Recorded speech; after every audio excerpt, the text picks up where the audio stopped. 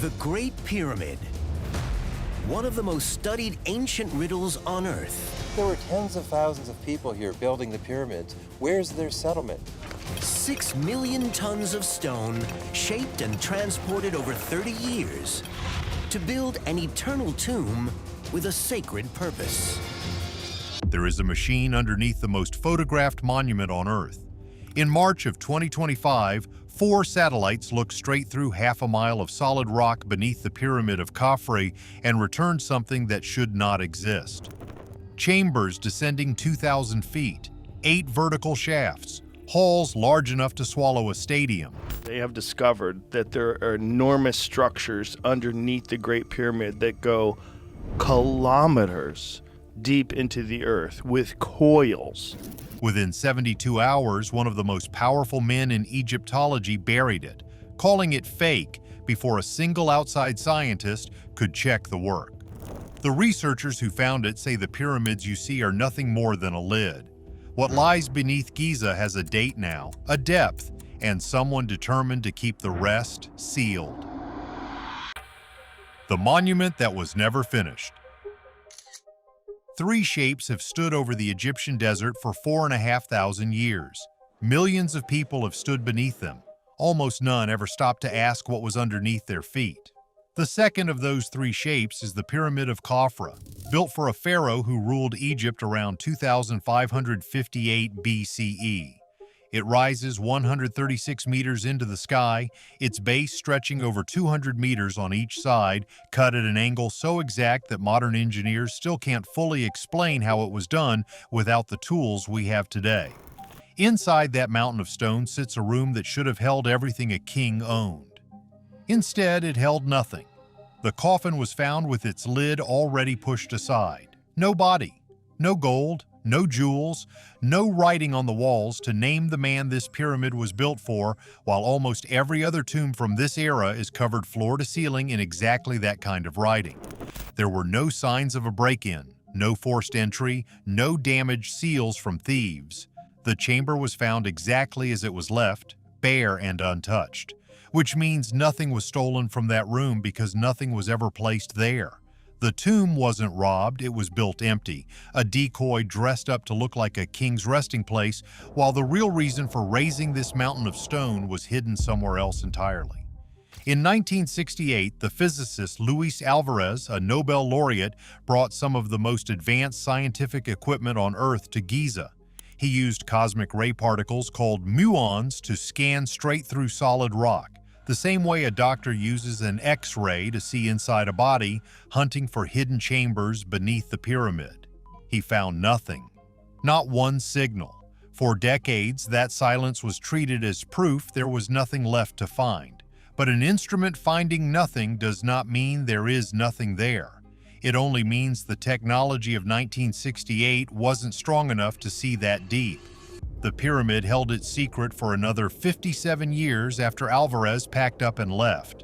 A tomb only needs one room and a door. This structure needed far more than that, and it kept its answer hidden through robbery, war, and the best science of the 20th century. Whatever is actually down there was never going to be hiding under one pyramid alone. It would need an entire landscape built around it, standing guard. The plateau nobody was allowed to touch. Khafre's pyramid does not stand alone. It sits on a plateau just outside Cairo, holding 10 pyramids in total. 3 tower over the rest: Khufu, Khafre, Menkaure. Around them stand temples, stone causeways, and a field of smaller tombs called mastabas. The Sphinx crouches at the edge of it all, watching over ground that has been studied for 2 centuries. This was never just a graveyard, this was infrastructure. The entire plateau sits on a shelf of pure limestone, some of the finest building stone in Egypt. 3 separate quarries fed the 3 great pyramids, each one carved to feed a single monument. Every stone, every angle, every causeway lines up with intention. Nothing here was placed at random. The people who built this understood the ground beneath them better than history has ever given them credit for. That understanding came at a price paid in bone. Beside the pyramid sits the cemetery where the workers themselves were buried. Their skeletons tell a story the monuments never will. Crushed spines, shattered limbs, fractures that healed, then broke again in the same place, over and over. Not slaves in chains, as the old legend claimed.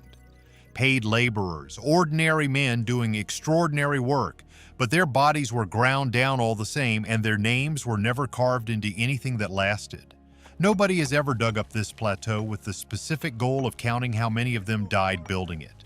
That number stays buried, in a way the pharaohs above them never were. Real people, buried in the shadow of the very stones they spent their lives carrying. For decades, that same silence covered the ground itself. Mainstream scholars insisted Giza had already given up everything it had. Mapped, drilled, studied more than almost any site on Earth. Nothing left to find. The idea of hidden chambers deeper down was treated as fantasy for treasure hunters and dreamers, not serious scientists. That was the official position for generations, repeated so often it hardened into fact. Then Egyptian law made the question permanent. Destructive digging on the plateau is now forbidden, a rule built to protect one of the greatest archaeological sites on the planet. That protection matters. But it also means no one can pick up a shovel to test whether that old certainty was ever true. The ground stayed legally sealed whether or not the truth beneath it was, which meant the next chapter of this mystery could never start with a drill. It had to start with something that never touched the ground at all, a machine flying hundreds of miles above the desert, aimed straight down at the sand below, reading through solid rock without breaking a single stone. In March of 2025, that machine finally looked. What it sent back changed the conversation in a single night. The day, March 2025. Reporters filled the room with their notebooks open, waiting for a press conference. What they were about to hear would divide the entire field of Egyptology within 72 hours. 3 names matter here. Corrado Malanga, a professor from the University of Pisa. Filippo Biondi, a radar engineer from the University of Strathclyde in Scotland. Armando May, an explorer who has spent years chasing mysteries exactly like this one. Together, they stood in front of the world to announce something that could rewrite everything we know about the pyramids of Egypt. They had not touched the ground. They had not drilled a single hole. Instead, they pointed a new kind of radar system at the pyramid of Khafre from hundreds of miles up in space, reading through half a mile of solid rock without ever breaking the surface. Then the claims started coming, one after another, each one bigger than the last. Chambers reaching almost 2,000 feet beneath the surface. 8 massive vertical shafts cut straight down into solid rock. Cube-shaped chambers so large they could swallow a football stadium whole. An arrangement that looked less like a graveyard and more like a device built for a purpose nobody in that room could name. The room went quiet. Reporters stopped writing, unsure what they were even supposed to record. Here is what made this moment even more dangerous for the team. They did not publish this discovery in a scientific journal first, the way real breakthroughs are supposed to happen. They announced it in a press conference and a video for the whole world to watch at once. Throughout history, that exact choice, announcing first and proving later, has led to real discoveries. It has also led to complete public embarrassments that ruined careers. Nobody in that room could yet say which one this would become. Within 72 hours, an answer arrived. The loudest voice in Egyptology stood up and called the entire claim fake. 3 days. Before independent scientists had time to properly study a single piece of the data, the loudest rejection in the field had already reached the press, delivered with total certainty. Sit with that gap. 72 hours. A claim this massive, denied this fast, by someone with enormous power over the very plateau these researchers were studying, and no chance yet for anyone else to check the work. This is the day the story stopped being legend passed down through generations of myth. It became something with an exact date, named researchers willing to put their reputations on the line, and a powerful enemy standing directly in front of it, ready to fight. But before choosing a side, we need to understand exactly how they say they found this. because the method is either the strongest part of this story or its biggest weakness. How 4 satellites agreed on the same ghost. The claim rests on a technology called synthetic aperture radar. This is not some fringe invention. It is real, proven technology used for years to map the Earth from orbit. It has helped find oil, gas, and water buried deep underground in countries all over the world. Governments and companies trust it every single day to make decisions worth billions. The team added something extra. As the radar signal bounces off the ground, tiny natural vibrations inside the rock. Microseismic movement cause small shifts in that returning signal. Collect enough of those shifts from enough angles and you can build a 3-dimensional picture of what lies beneath the surface. Think of it like sonar mapping the ocean floor. Except this ocean is solid stone, and the floor sits half a mile down in total darkness. Here is the detail the team leaned on hardest. They did not use just one satellite. They used 4 separate systems, including Italy's Cosmo SkyMed and a private network called Capella Space. According to Biondi, all 4 returned the exact same results in the exact same locations without being told what to look for. One satellite picking up something strange could be a glitch. 4 separate systems agreeing on the same buried shapes is much harder to dismiss as coincidence. Then comes the twist that cuts both ways. Later in the process, the team stopped relying only on human eyes to read the radar data. They brought in artificial intelligence to find the structures hidden inside the noise. To the team, this removed human bias and wishful thinking from the process entirely. To critics, it introduced a new problem instead. Artificial intelligence can see patterns that are not really there. It can create order out of pure static, confidently, and be completely wrong while sounding certain. There is a darker history behind all of this. Remote sensing archaeology has produced headline-making claims before, more than once. Buried cities, hidden structures beneath the sand, announcements that shocked the world for a few weeks, then quietly disappeared, never confirmed, never spoken of again by anyone who made them. There is a real cost too. Scientists who chase discoveries like this outside proper peer review have been blacklisted from ever accessing important sites again. Their reputations rarely recover, whether the original claim was true or false in the end. This team knew that risk before they ever stepped in front of the cameras. One gap needs naming clearly. There is still no peer-reviewed paper confirming these findings months after the announcement. This was released to the entire world before it was ever properly tested by other scientists. The method sounds credible on its own. The delivery does not feel credible at all. Shafts, spirals, and a machine's shape. The first structure the team describes is enormous. 8 vertical shafts, shaped like cylinders, cut straight down into the earth beneath the pyramid. Not broken tunnels, not collapsed caves. 8 separate columns arranged in a pattern that looks deliberate, descending hundreds of meters into the rock below. The normal explanation for hollow spaces under a pyramid is simple. Limestone dissolves in water over millions of years. This creates natural caves called karst formations. Egypt sits on exactly this kind of stone, so caves underground are not unusual on their own. But here is the problem. Natural caves do not form in matching patterns. They wander wherever water and weakness happen to lead them. They do not arrange into 8 identical columns, evenly spaced, directly beneath a man-made monument. That is simply not how nature behaves. There is a detail here that makes it stranger still. Each shaft is reportedly wrapped in a spiral pathway, winding around it as it descends into the rock. A spiral does not happen by accident in nature.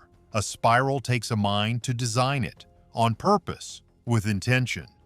The team claims these 8 shafts connect to 2 massive cube-shaped chambers, each roughly 80 meters across. Larger inside than most modern sports stadiums. Hollow, straight walls, sharp right angles. Buried under half a kilometer of solid rock that no known ancient tool should have been able to remove without leaving a visible quarry the size of a city.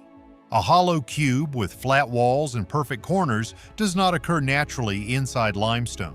If the reading is accurate, there is only one explanation left. Somebody built it. Then comes the moment that changed the entire story. When Filippo Biondi was asked directly what these shafts and chambers were for, he did not say tomb. He did not say storage room. He said the structure appeared connected to something he called information. He said generating energy is itself a form of information. He compared the buried network to something that processes and holds energy, the way a machine would, not the way a grave would. His words spread everywhere after that. He called the pyramids the tip of the iceberg, a lid placed on top to seal something far larger underneath, with the real substance sitting below the surface, not above it. This connects to something ancient. Egyptian religious texts describe the soul of a dead pharaoh traveling downward through gates in total darkness before reaching the afterlife. For centuries, this was treated as pure religious symbolism, nothing more than poetry. Now it sounds less like a story and more like a memory of something real that once existed. Even the scientists who first searched for chambers like this paid a price. Early Egyptologists spent years working inside sealed, unventilated spaces deep underground. Many suffered lasting damage to their lungs and their health long before anyone ever attached a curse or a legend to any of it. The search for what lies beneath these pyramids has always come with a human cost, paid quietly. This is the discovery that should have shaken the entire world.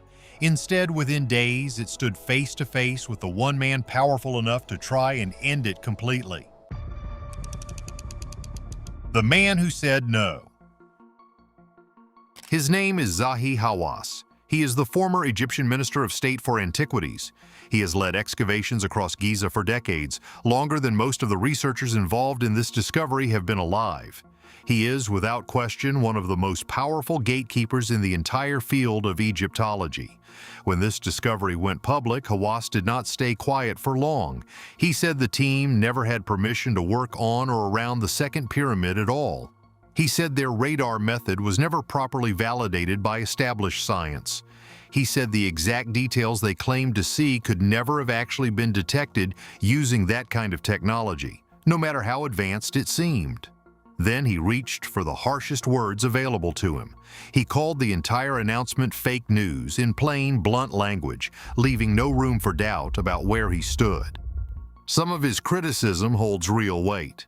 There is still no peer-reviewed paper backing this claim, months after it was announced. Radar genuinely does become less reliable the deeper it tries to see into solid, dense rock. And the lead researcher, Corrado Malanga, has a real public history connected to UFO research and other fringe theories that predate this discovery entirely. These are fair points, and they deserve to be taken seriously by anyone watching this unfold. But ask a harder question. Why did the loudest denial in the entire field arrive within 72 hours of the announcement? That is faster than any real, careful scientific review could possibly move through proper channels. Real peer review takes months. Sometimes it takes years. This took 3 days from start to finish.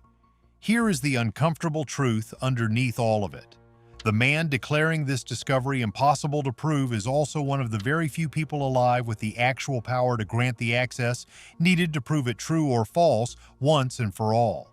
He has never granted that access. Not before this claim was made public. Not after it either. This does not prove the discovery is real. It does not prove Hawass is wrong about any of it. But it raises a question worth sitting with quietly. When the person judging a discovery also controls every door that could confirm it, can that judgment ever truly be considered separate from that power? This is not new territory for Egypt's ancient treasures, not even close. For over a century, access to these sites has been fought over, restricted, and shaped by politics as much as by pure science. What gets excavated, and exactly when it gets excavated, has never once been decided by curiosity alone. We are not here to tell you Hawass is hiding something from the world. We are only here to show you this one uncomfortable fact. The loudest voice saying no came from the one seat of power that benefits most from the world simply believing him without question. what the rest of Giza has already confirmed.